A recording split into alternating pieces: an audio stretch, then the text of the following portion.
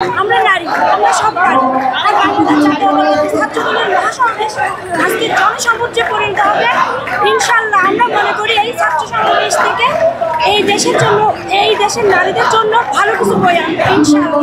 বাংলাদেশ জাতীয়তাবাদী ছাত্রদলের নারীদের অবস্থান আলহামদুলিল্লাহ যথেষ্ট ভালো, যথেষ্ট নিরাপদ এবং নিজের নারীরা এখানে নারী নিরাপদ।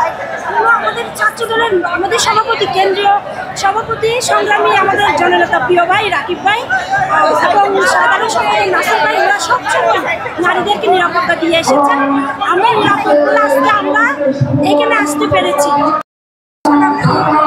পলিটিশিয়ানদের কিন্তু এখনো নিরাপত্তা নেই, একজন পুরুষ পলিটিশিয়ানের নিরাপত্তা নেই, সেক্ষেত্রে নারীদের ক্ষেত্রে ব্যাপারটা অনেক সেন্সিটিভ।